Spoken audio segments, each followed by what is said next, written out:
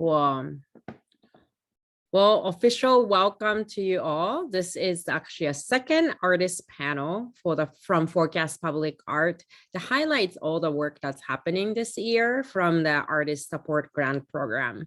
So we have Zamara Cuyún, who was the early career project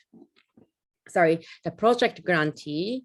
And then we have Seymour Perspective, who was the early career research and development grantee. And we have Cecilia, who was the mid-career project grantee. And Don't You Feel It Too? We have Orr and Marcus from the Arts Collaborative, who received mid-career research and development grants.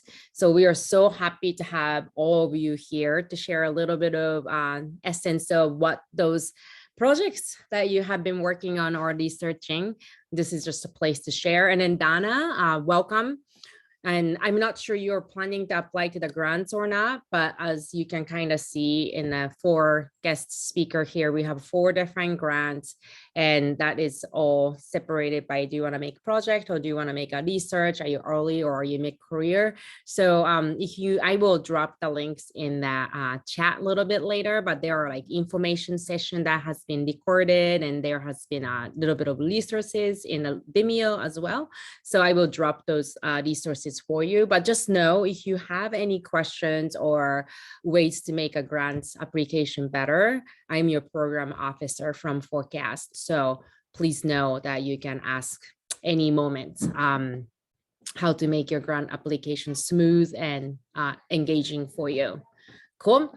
And then, hi, Annie. I see you into the audience. I'm going to promote you to the panelists. If you want to be in this Zoom room with us, just go ahead to join. And if you feel like you want to be in the audience without your voice and face, that's all good too. But this is a small audience today since it's such a nice day out. I appreciate you being here, but I thought it might be kind of nice to invite you to be in this Zoom room. So it's totally up to you, accept or not accept, but I just send your invitations to join if you want to. All right. Okay. So we have a little bit of, way to get everybody go through our talk. So we'll start with Zamara to share a little bit about the project Zamara is working on, and go to Seymour, go to Cecilia, and go to Don't You Feel It Too. That'll be the order of the talk we'll have. And each artist have about 10 minutes, and we can ask some questions if we have a little time in that. But we also have 50 minutes at the end to be asking as much as question as we hope for. And Seymour, go ahead.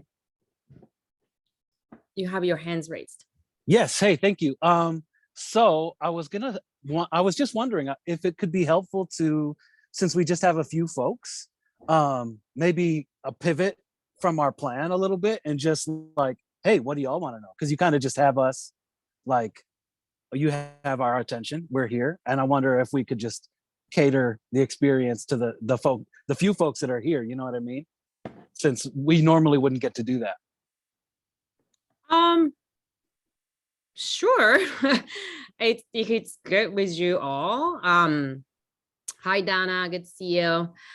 But we are recording, and then folks who couldn't come could also access to the recording if you want to do the talk too. But I am totally your guest. So.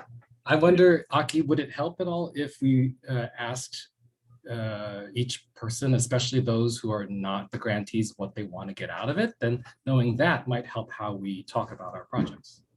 Just yeah, sounds good. Both Seymour and Marcus, thank you for the suggestions. Let's see, Dana, do you have like a strong questions that you want to like get out of, questions or what you want to get out of? If I do, I'm going to put it in chat because I'm on a bus with other people. Mm-hmm. So I'll probably put it in chat if I have any questions. Sounds great. Thank you, Dana. How about you, Annie?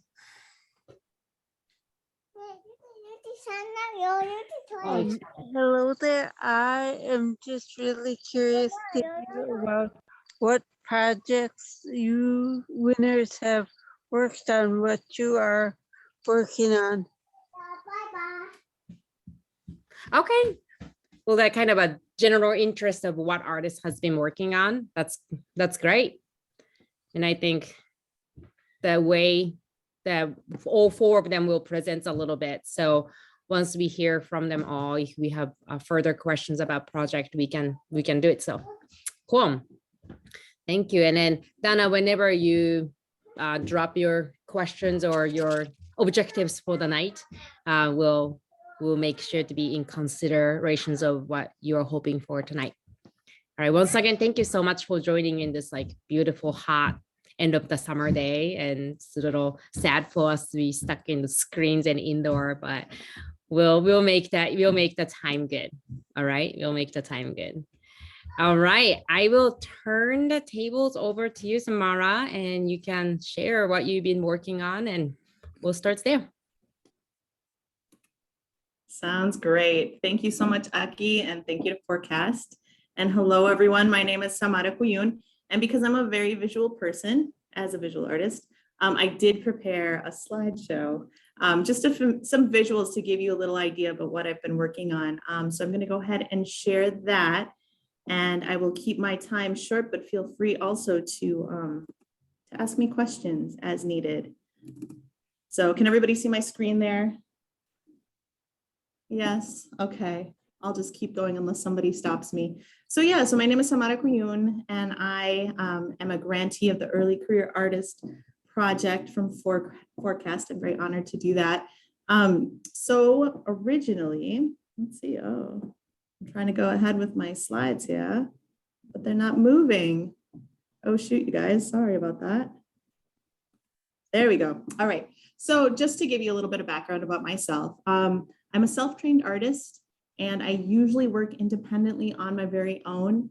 I am of mixed ancestry, Guatemalan and German American. And so a lot of my artwork is inspired by my own identity, my own background, kind of centers on Maya history and cosmology, with a focus on indigeneity and the strength of women.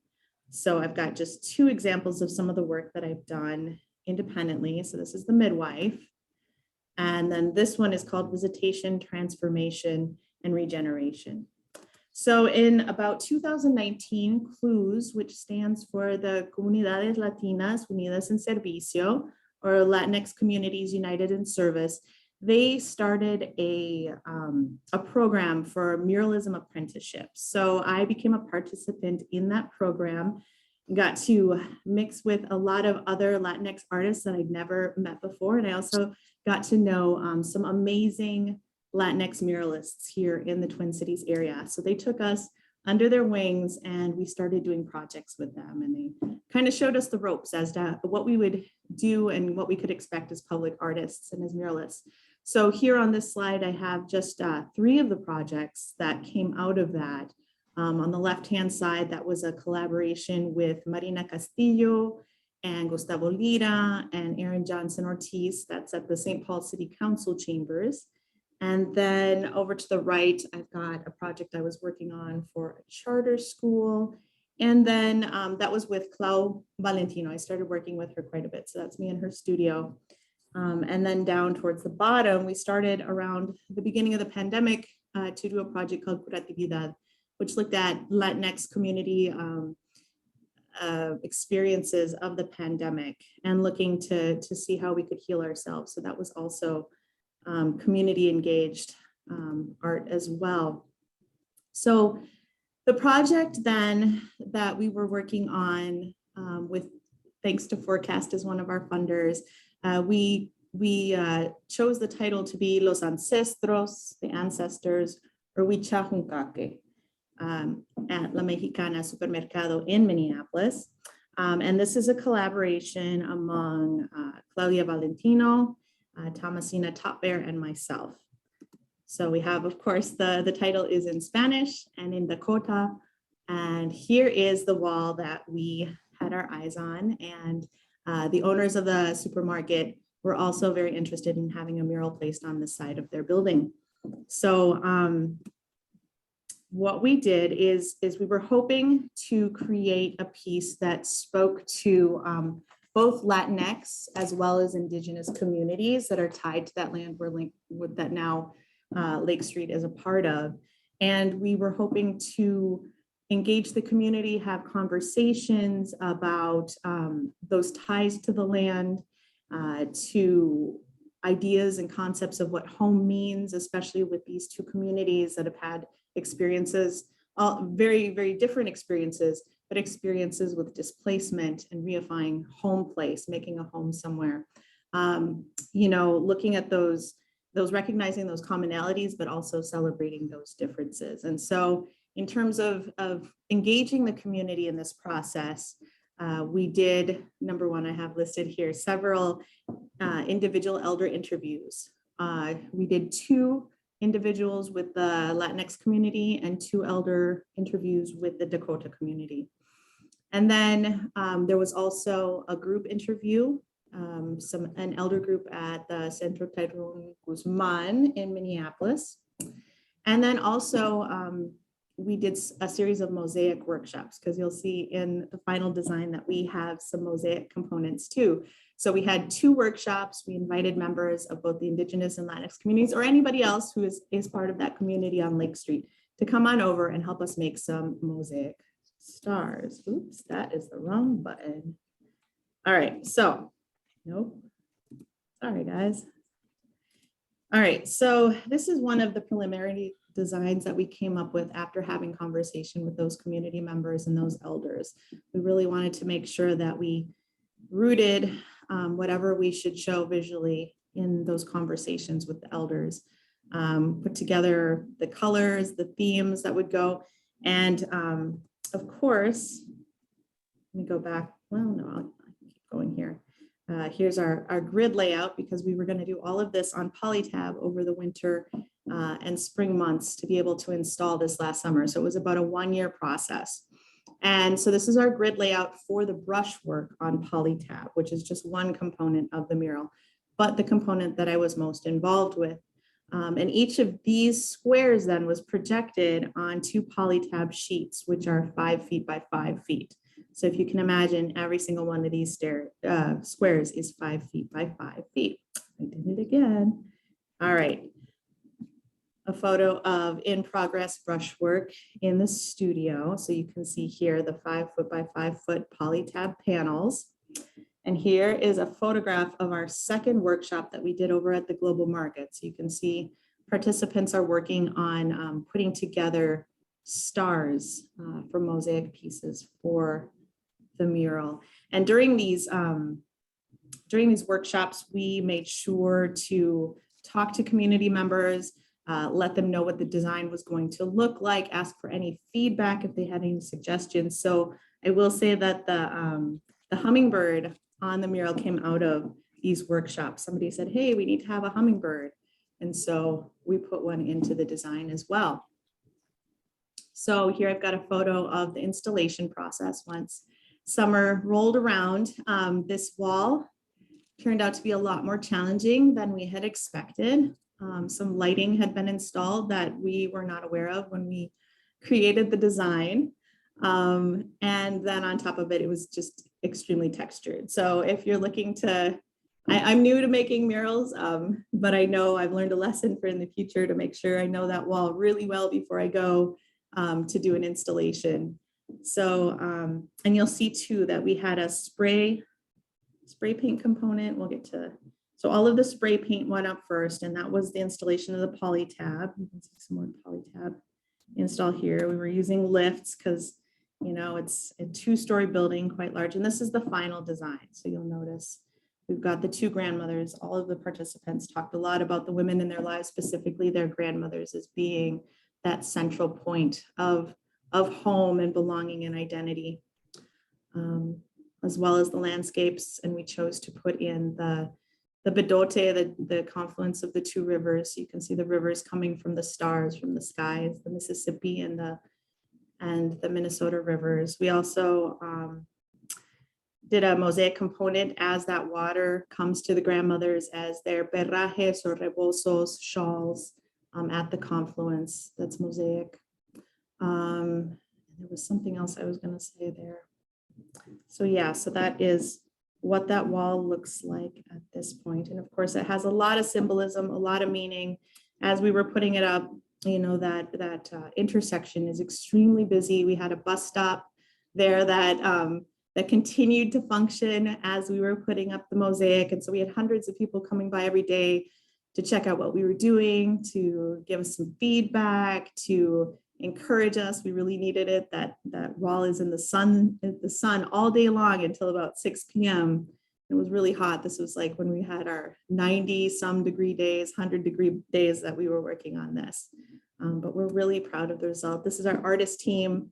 The three of us in back, myself, Thomasina Topbear, and Claudia Valentino. And then we had three amazing assistants who did so much work that they're definitely part of the artist team right there. So Linda Grafito and Zena Goldman, and Simone is not pictured here. She wasn't able to make it. So this was a photograph. Thank you to Forecast for sending out a photographer to us to document the process.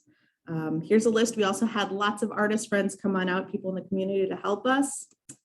And of course, made possible by the owners of that building, Lake Street Council, Forecast, thank you Forecast, and Clues also was part of that. So yeah, and this is just a night picture to close us out. And it was a really rewarding experience. And I'm just so grateful that it happened and grateful to the community for supporting us.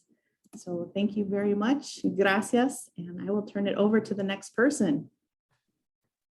Thank you, Samara. Beautiful project. Thank you. I know, amazing. So good. Yeah. Annie said, oh wow, the beautiful work, night pics, just like every time, I mean, like I drive by quite a bit in that area. It's just like makes me so happy. So beautiful. Enough about my praise to you, but let's get to you, Seymour, so we can just, make sure that we all have to share today. Yeah, absolutely. Yeah. So thank you for that first presentation. Super dope. Such beautiful work, and all the documentation of it is amazing. Mine is not as fun. My R&D, so I'm early career project R&D. So what it allowed me to do was some of the more boring things in a way. But there are these really important boring things, at least for me personally, because I just love to like dive in, do the work, make it happen. And as I kind of go further into the public realm, or the realm of public art, I should say,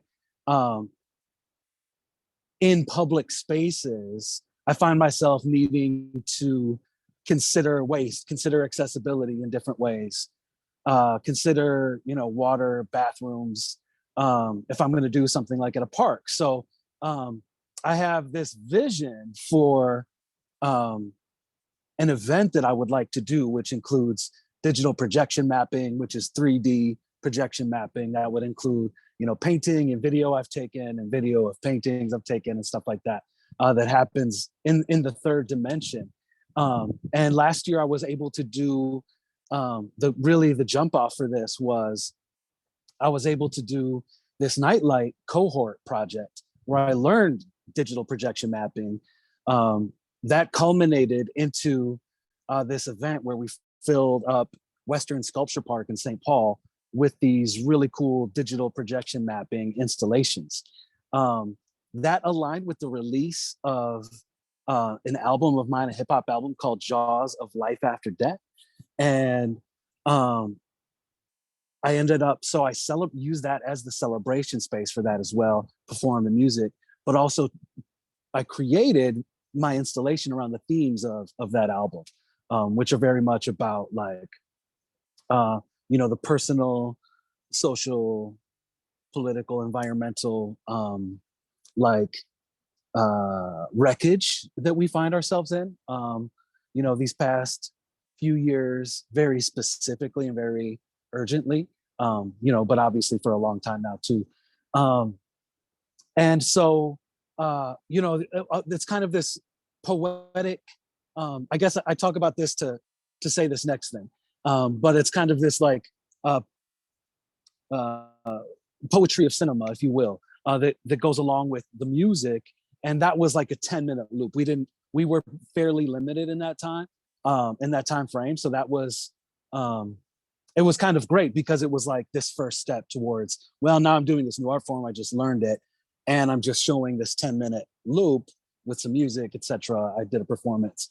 And so what my vision and what I've been researching is doing that kind of thing on my own, or at least independently, if you will, and then finding collaborators or what have you. But I'd like to basically blow up that installation even bigger, scale it bigger. It was fairly big already. It was three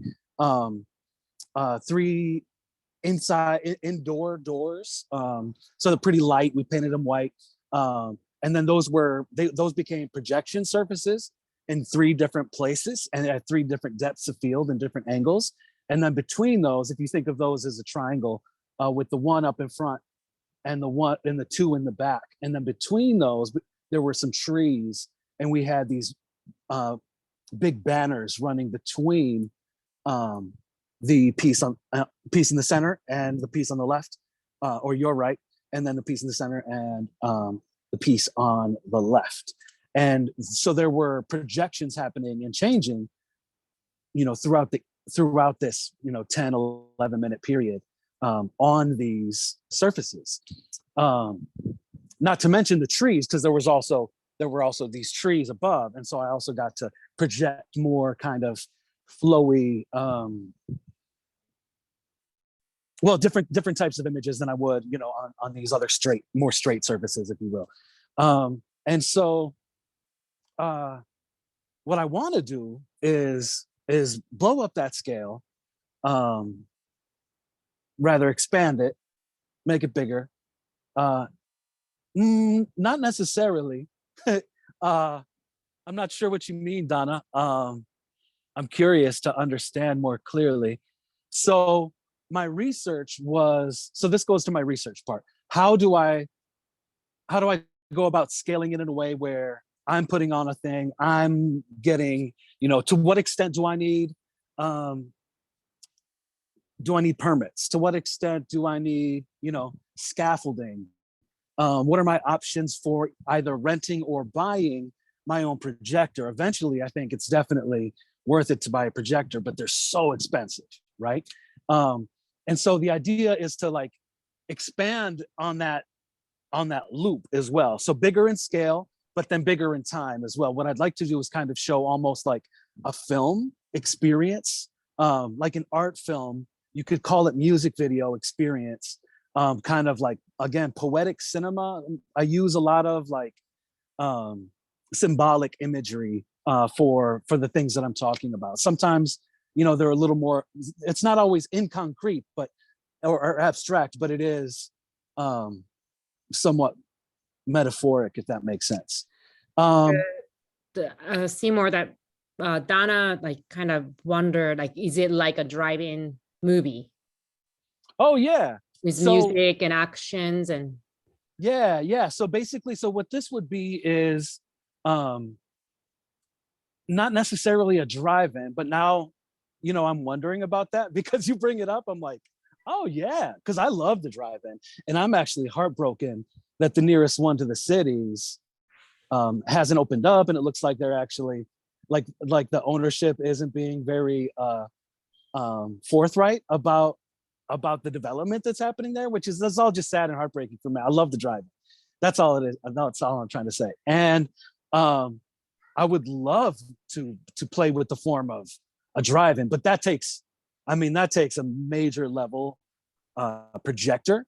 And so I wouldn't quite go that big unless I was able to kind of lock in those resources. But what this is kind of, you walk around, you go outside, there's a big projection happening. Maybe we have an opening set by somebody. Maybe we have some other projections happening, some other artists, some visual art around, definitely, kind of DJing, that kind of thing, just music to vibe with. But it would almost be like a film experience, because then either, you know, you sit down on a blanket or a chair or whatever it is, and then you take in this like cinematic musical experience. I would basically make that whole album of Jaws of Life After Death into this cinematic experience on these multiple surfaces, if that makes sense. In your research, Seymour, were you able to find like at least affordable or doable scales for you?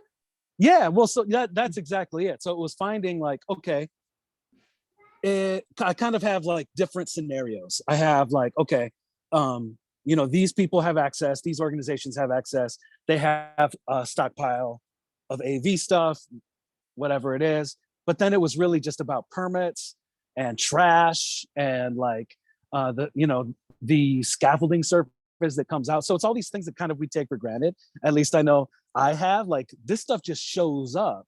And how does somebody possibly make something like this happen, this public events where it's accessible, where people can use the bathroom, where people, you know, all these different things. So for me, it was the mundania of the details and the nuts and bolts of that to make that real.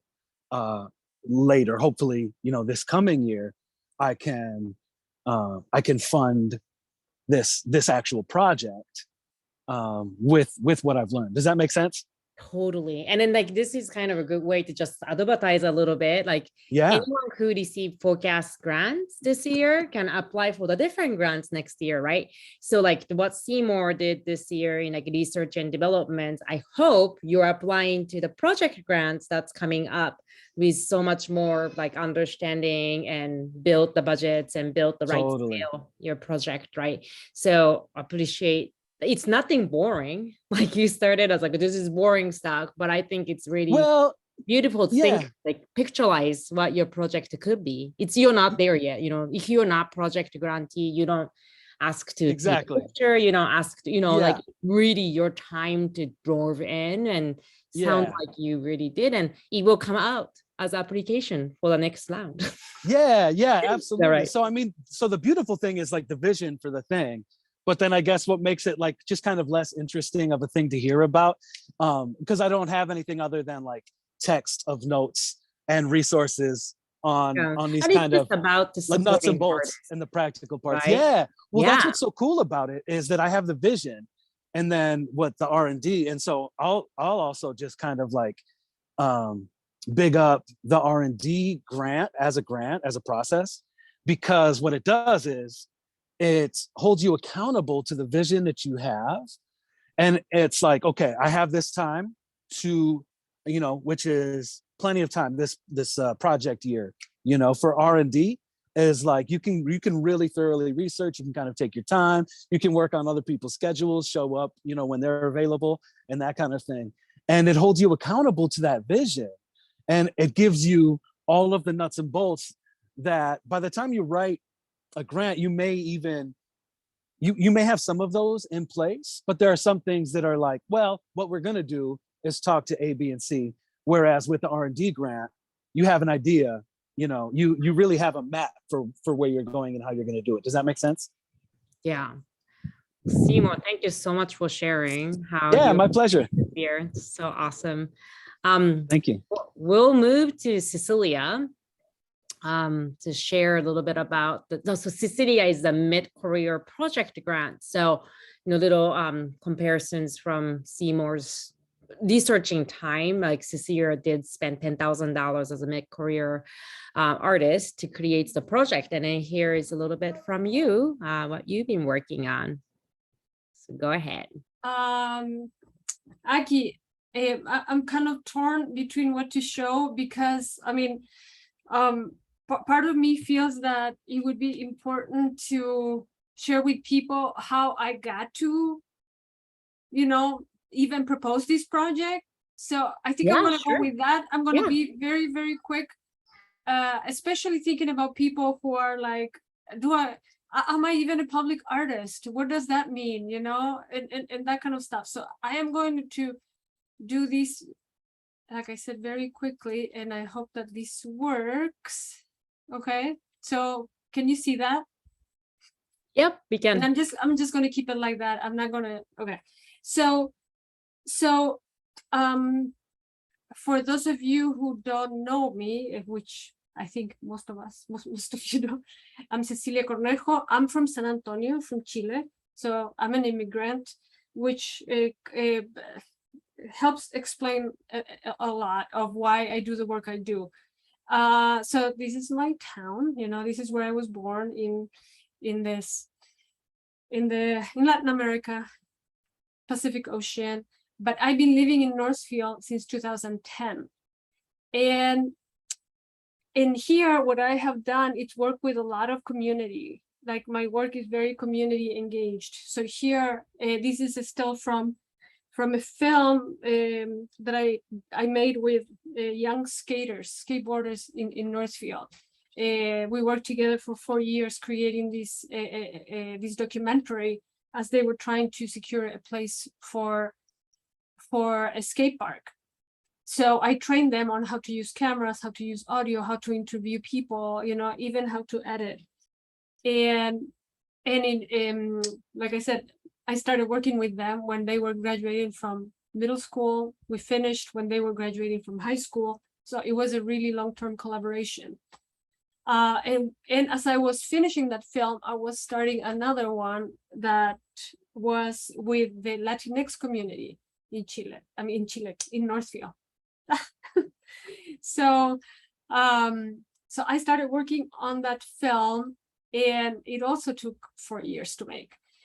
I started making this film right at the time when Trump was elected. So it also was kind of capturing that moment in which anti-immigration sentiment was, you know, an all-time high. So this also was a film, like I said, that took 4 years to make, and it was made with the community. And the two films, when I think about it, when I look back, they really try to get at that question: what does it mean, and what does it take to belong? And that's what launched me into my next project, The Wandering House, which is what I've been working now for 3 years, which is a project that it extends the question of what home means to 3 different communities: Northfield, Lanesboro, and Red Wing. So I'm really mapping kind of like, what does it mean to belong from a rural perspective at this point, you know, the perspective of these 3 river towns. So this project was launched in Northfield in the summer of 2019, and in Lanesboro in 2019 also, but in the fall. And what the project consisted of was this little former fish house retrofitted as a mobile audio recording studio. And the way in which people participated was kind of reading a questionnaire and then going into the house by themselves and having the time and space to respond to these questions. Like the very basic questions, the bare minimum was this: what does home mean to you? What is your vision of your community? What is your vision for your community? So with this project, I gather 42 hours of material, which is kind of insane, right? The easy part is like capturing. You think that the hard part is recording, but the hard part is like sifting through the whole thing. So, you know, the thing is always like, what happens with the audio recordings, you know? Even though at that point, for me, the central part of the project was the very act of asking the question. You know, that's what I wanted to make central. The question is, what does home mean to you? But in terms of the audio recordings, one of the questions that I had offered for people, you know, to entertain, they didn't have to answer, was to complete this prompt: I know I'm home when. And using the responses from that audio, I launched this embroidery project where I invited people in Northfield and Lanesboro at that point to embroider a sentence from one of these different things. And so this happened over the pandemic. You know, I put together like here, like embroidery kits send them to people. Overall, I had 85 people participating in Northfield and in Lanesboro. And all these fragments, like I said, were responding to this question, you know, like, what does home mean to you? And people, the only requisite was, please embroider the sentence. If you want, you can make a design, that's fine. And people, you know, went crazy. Maybe because it was the pandemic and there was nothing else to do and everybody was kind of sequestered at home. So people responded very well. And with all those fragments, you know, in Northfield, we put together a quilt with all these quotes, you know, responding to this prompt. And we did the same with Lanesboro, you know, like, so you had quotes for Northfield, quotes for Lanesboro. And, you know, now I have a website and I had a show in Rochester recently where there was a touch screen where you have the virtual quilt and you could touch in each square and you could listen to the original audio and then read a statement by the person who actually embroidered the square or rectangle. So that was fun. But still, you know, what happens with the audio recordings, because I have continued to collect audio. And in fact, this October, I'm going to the Anderson Center for the month to work with the people in Red Wing. So I'm taking the house there. So this is where forecasts come into the picture. And this is why I was so amazed. And I'm so grateful that forecast was elastic enough, you know, to consider public art, not just something super tangible that happens, you know, in the analog world, but the openness to considering the virtual space as a type of public space. So the project that I proposed was based on these recordings that I have, because I am a trained filmmaker, right? That's what I teach at Carleton College in cinema media studies, you know, that's what I do by training. But what I wanted to do something different with these recordings. I wanted to create basically a house for them, you know, because with so much material, to make a film necessarily means that you have to cut, you know, 95% of what you collected. So for me, it made a lot more sense to create a kind of a place where these testimonies would live. But in addition to that, what I proposed and what I'm doing is creating this archive where there are a lot of testimonies already there, like 200 and some, but where people will be able to upload testimonies right now, you know, especially considering the pandemic and how the pandemic changed our notion of what home means. Considering the killing of George Floyd and what does that to people's sense of safety? How does that change things for me? Considering climate change, considering gun control, considering abortion rights, you know, there is just so much that has happened since the time I launched this project that I thought I have to try to harness kind of the wisdom that is coming up, you know, and so what I've been working on is this website. It's an archive, but it's also a sound mapping website where people will be able to upload the sound of their favorite places in town. So it's going to serve basically as a way in which people can get to know these three towns, but from a sonic perspective, as opposed to a visual perspective. And that is important to me also because these towns are constantly marketed to people outside and even inside as, you know, artsy and quaint and uncomplicated and scenic, and come down by the river and see the leaves change colors, you know, which is all well and good, but there is a lot more going on in these places, especially tensions between, you know, newer immigrants and townies, you know. And in the case of Red Wing, you have Latinx population, you have the Anglo population, you have people in Prairie Island. So you have these competing notions of home and how people perceive well-being. So I've been working with these people out of, actually they're based in London, but that's all they do. All they do is build archives. Because if you have any experience with archives, they are so boring and hard to, it's just hard to find things. You know, it's like when your mother tells you, go fetch me something in the second drawer away, and you're like, impossible, I will never find it. So I'm working with them because this is the only thing they do, you know. So it's really I'm really super excited to be working with these people, and I have some examples, but I don't want to take more time than I should. It may be interesting to share those two websites that you Can shared. yeah, I mean, yes, That visualize absolutely. what I mean, these websites might be interactive, and then yeah, like this is a great moment to invite yeah, us I all want to to think show of you. what's the public space, right? Yeah. So for example, let me just, for example, this is one of the projects that this firm has worked on. It's called Filming Revolution, and it's basically describing in a way the Egyptian revolution from the point of view of different filmmakers.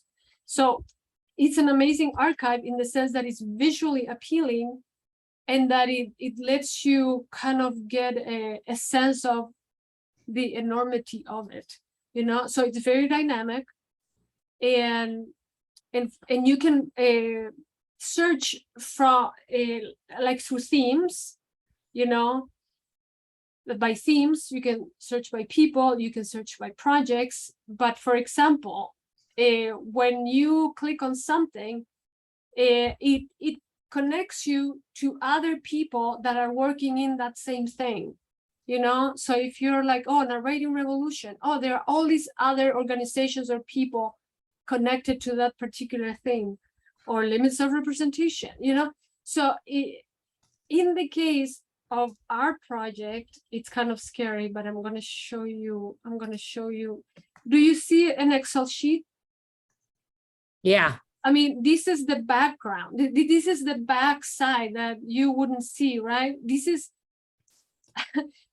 for every single testimony, we're entering in and out points, you know. So when people search, they can go to that particular area in the testimony when they talk about community, and you don't have to listen to the whole 17 minutes. Some people spoke for half an hour. It takes you right there. You can hear the whole thing if you want, but if the people are talking about ideal home or favorite place or the least favorite, it will take you to that precise spot. So it's very, very sophisticated. But because of that, it is a royal pain in the ass. You know? Because it's like this work that is super detailed, and you know, you have to listen to everything, and then you have to listen again and make sure that these in and out points are fine, so people can actually find things. Who the public art artist is doing 47 hours of listening to audio and cataloging it. Right. But it's so awesome.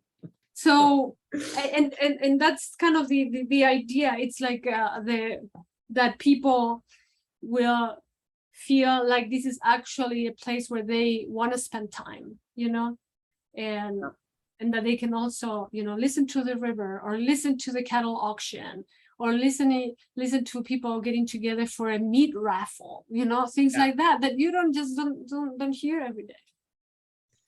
Thank you, Cecilia. I love that. I love you're spending so much time listening. Yeah.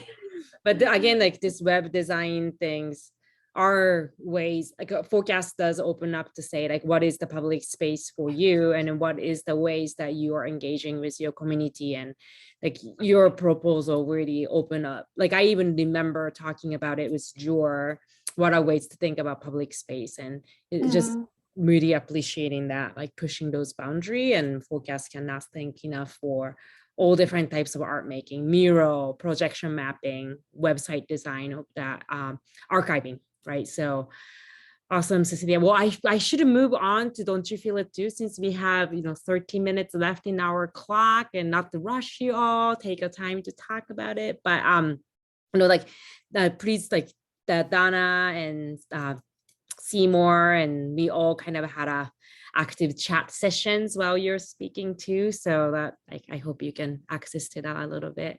Well, thank you, Cecilia. And let's move to Don't You Feel It Too, so we can hear from you all. And I will send it to you, or. Oh, wait, I'm gonna send it to Marcus.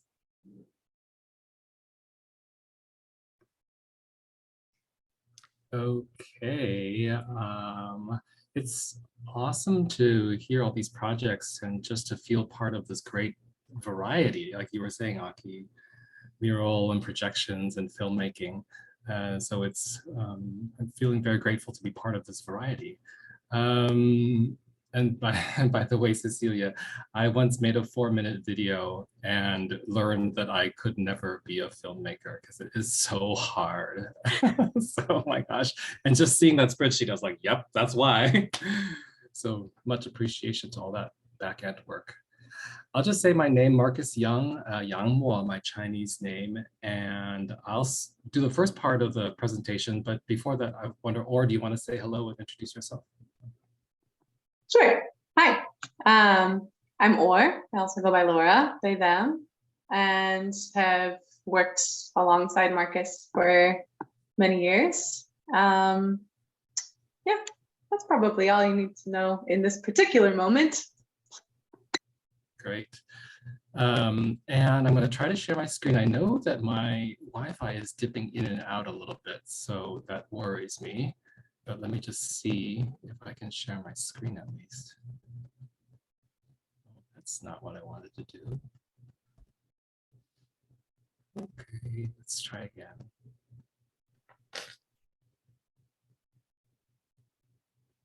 Okay, 1 second.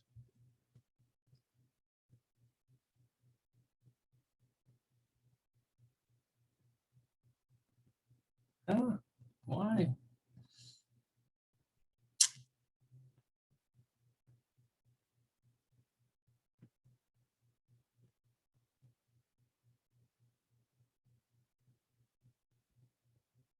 Yeah, we see your share.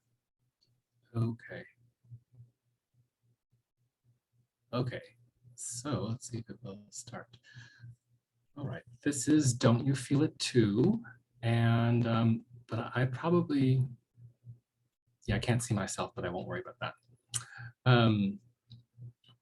Let's see, what do I want to say about this? So this is an ongoing public dance and liberation project. So I think what's interesting or important to know that this has been going on since 2008, and we're exploring how public bodies moving creatively can be, yes, a spectacle, but more than that, a practice, and a new way, kind of a new lens on life, or a new approach, or new inquiry into life. So these are kind of old photos from way back when we used to practice this regularly on Nicollet Mall in Minneapolis. Just putting earbuds in our ears and turning on our music that frees us or makes us feel powerful, and creating that bubble that we all know, that when we have music in our ears, that's sort of a bubble of protection. And does that bubble of protection allow us to move freely in public space? Because the way we move in public space is so regimented and so limited.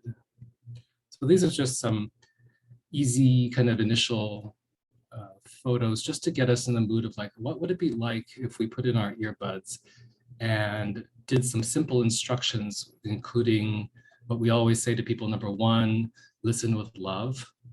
So of course, listen to your music with love, but listen to all things around you and yourself included. Listen with love and move honestly. So there, and apparently move embarrassingly as well. but move honestly. And the third instruction is feel what you feel. So if you just practice those 10 words, listen with love, move honestly, feel what you feel, what would happen? It goes back to 2008, as I said. This was a time when there was a big national political convention in town. It was the Republican National Convention in downtown St. Paul. And our streets looked like this because police came from all corners of the country to sort of lock down and yeah, just sort of like take over the space in this very militaristic way. And our streets were, you know, it brought about a lot of different groups and chaos and anarchists and protesters of all kinds. And it was just a very intense week in the city, in both cities. But I lived, if you see that building on the left there, I lived in that building. So it was right at the heart of things. And a group of us tried to find a way that our public bodies could find and practice peace, but also just be a demonstration or a protest of the status quo. Over the 14 years that we've been working on this project as an ongoing practice, we've met a lot of people with a lot of different expertise, and this is just one example. Thea Lee, a somatic therapist, helped us understand that how we relate in some way to therapy. And Thea says that therapy's starting point is trauma, and don't you feel it too begins with joy. So we're working toward the same thing from just different starting points. So in public space, you'll see us circling up and receiving those instructions, those simple instructions of listen with love, move honestly, and feel what you feel. And then we warm up and get used to being out in public space, and then we kind of flow into public space and cause this kind of disruption, spectacle, example of freedom of movement, and people join in or people stare at us, but we practice it out in public space. And I love these reaction shots that you think, okay, it's called Don't You Feel It Too, because anytime someone comes up to us and says, what are you doing? We say, don't you feel it too? And that gives them the title of the work, but it also is an honest question. You know, remembering our sort of political street-based roots, this was the first year anniversary of marriage equality. So we were out there celebrating.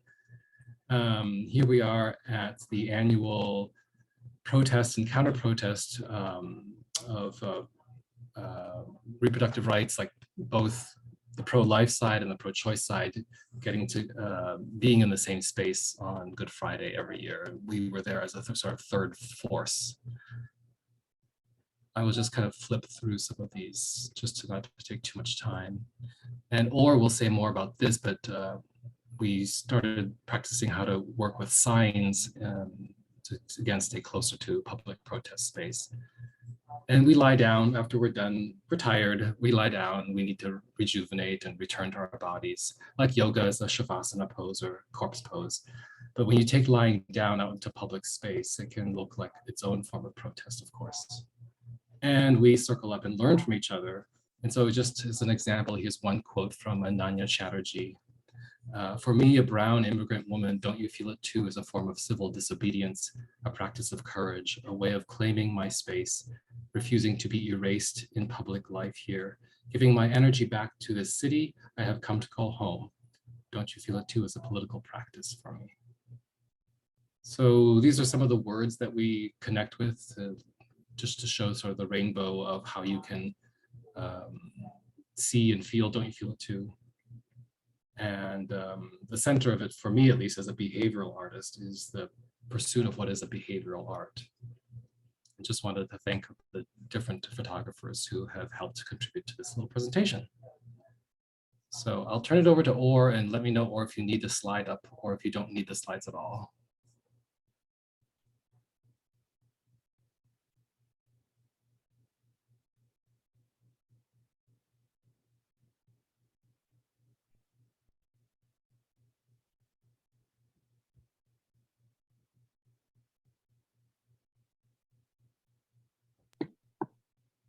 Awesome. Okay, I think there's a really good chance that Marcus just said, I'll hand it over to Orr, and a plane went right over my house at exactly that moment. Was I right? Did Marcus say I'm going to hand it over to Orr? Yeah, Yeah. Marcus did. Thanks. Okay, thanks, Marcus. So that gives you a nice, like lot of context of kind of some of the roots of this practice and the evolution of the practice as Marcus and many others have shaped it over the years. I'm aware that we're coming up on time, so I'll be brief and just say that one of the things that this grant allowed us to do, because we also were in sort of mid-career research development phase, and yes, it helped us move some projects forward, but also helped give us some cushion to really stay in process and stay with questions for a really long time, which for us and the way that we work and the way that we work as a community and really being able to center moving at the speed of relationships and authentic relationships, it gave us the time and the space to ask questions with our core community of practice, and particularly with a group of about 10 emerging leaders within Don't You Feel It Too, and also very established leaders within our own communities. And this group is called SEED, which stands for Supporting Emerging Embodied Discoveries. It's a group that has been in practice together since the pandemic started in 2020. And it gave us this chance to come together as a group of 10 Don't You Feel It Too related artists and say, okay, what is our theory of change? And how do we want to activate this practice as a modality for radical transformation together? How do we want to move and flow with each other in and among, in public space, in relation to the land as a multiracial, multi-ethnic coalition of artists? And how, even to think like, okay, what are the scenarios that will help us answer those questions? Like this helped us build a partnership with Root Springs Cooperative, which is a land stewardship project that is about an hour and some change outside of the cities, stewarded by Signe Haraday and a number of other community partners who are doing a beautiful job really loving on this land as a queer and BIPOC centered space. And so this, having the time and the space to really sit with these questions enabled us to build a partnership with Root Springs, spend some time exploring them on the land, building deeper coalition with other community partners, and ultimately coming to a place where we can offer our practice, our movement practice as a seed group very intentionally in spaces around the city in the coming weeks. And to bring all of the inquiry and all of the trust and attunement to each other and each other's movement that we've been building up over the year, to bring all of that kind of research and development as an offering to places like Lake Street and Powderhorn Park and other areas where many of us live, that are still really feeling the impact of the uprising and all of the many layers of state violence and community struggle that we're all still healing from.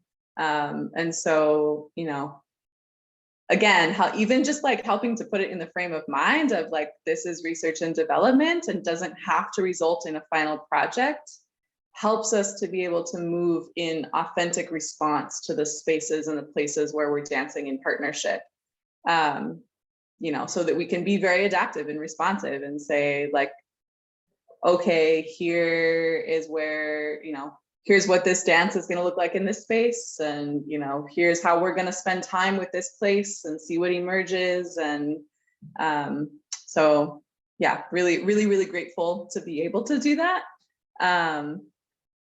And I know we're like just a little bit over, so it's sort of an ungraceful place to stop, but I'm gonna stop there.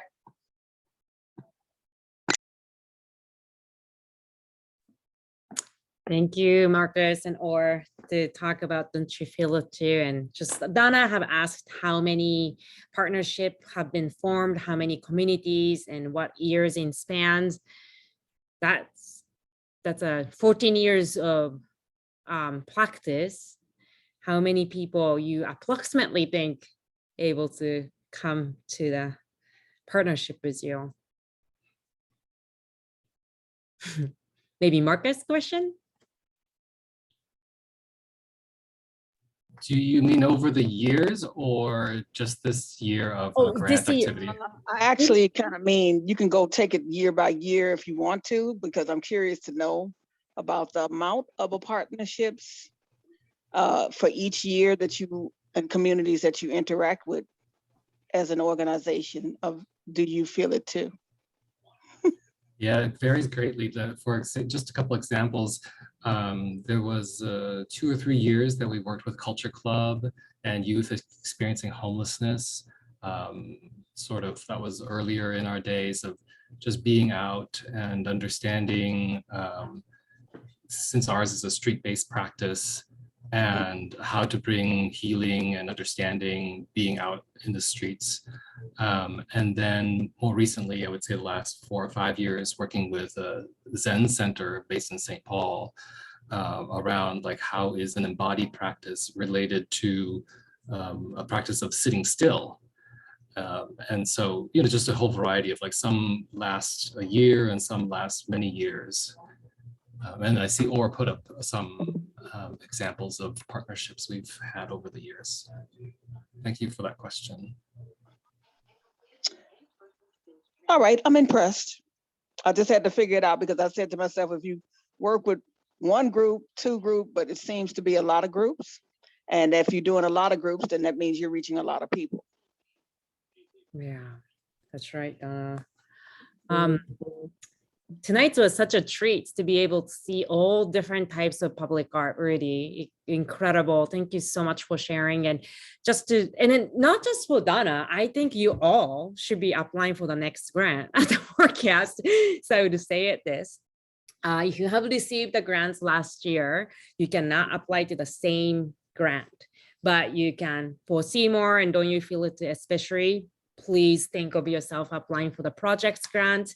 Cecilia, whatever the iterations of your new project that's coming up, since you're cycling in Olympic level every 4 years, you might be thinking of a new project that's kind of needing the research. And same to you, Zamara, right? Like that, what is the ways for you to have a next step as doing this mural? So Donna, I cannot wait to hear your ideas if you're applying, and just know that I'm here to support all the way to finish the applications, right? Like Zamara and I had a great Cafe 101 last year before applying, and that was like 4 of us sitting around the table, all folks that was applying, and then like brainstorming, like, oh, your ideas, like I hear it this way, or what about this? What about this location?